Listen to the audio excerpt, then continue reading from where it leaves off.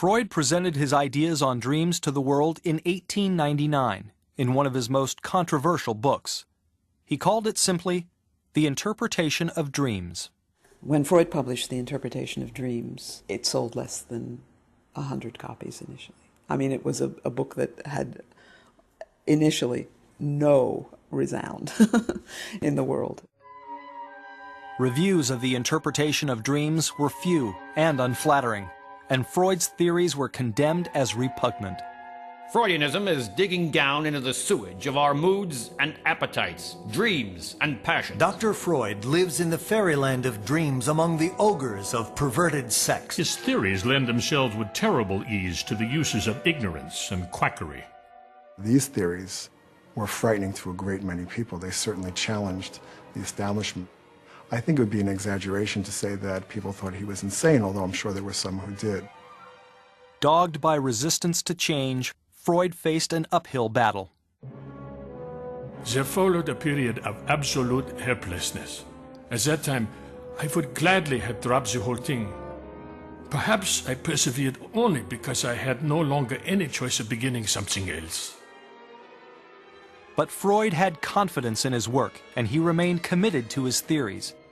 In the early 1900s, a small number of like-minded men became interested in Freud's new science, psychoanalysis.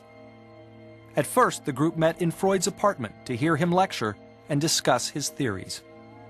As Freud's reputation grew, so did his circle of supporters.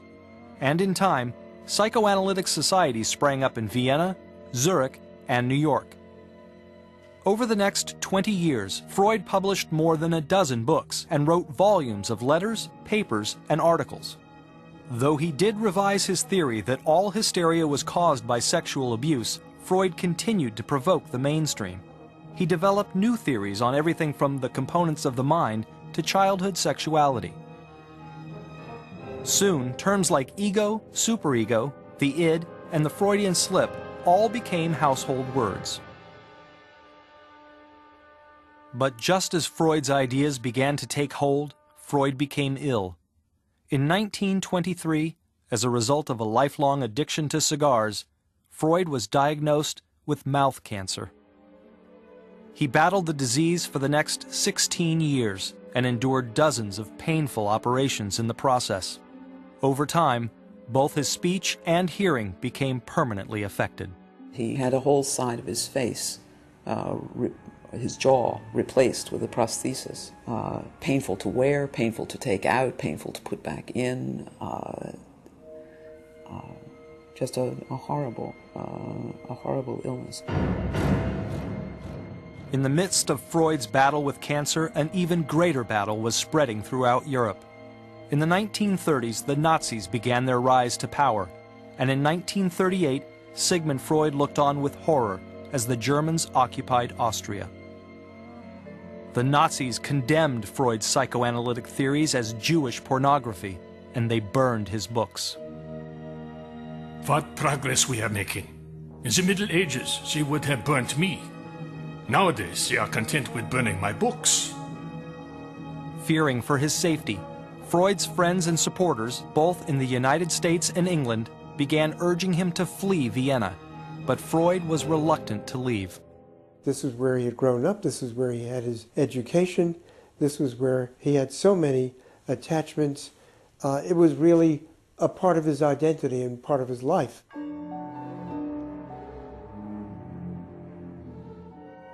It wasn't until the Gestapo arrested his daughter Anna for questioning that Freud realized that he and his family could no longer safely remain in Austria. And in June of 1938, Freud left Vienna for London. Freud spent the last year of his life very ill, but surrounded by friends, family, and supporters. He died in exile in 1939.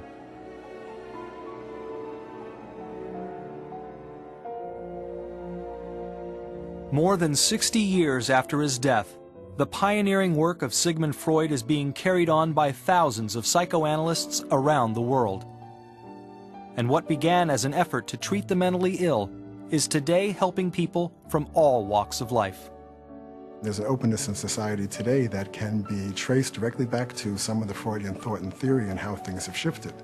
We are a society that talks very freely about our inner feelings, about our conflicts, about sex, sexuality.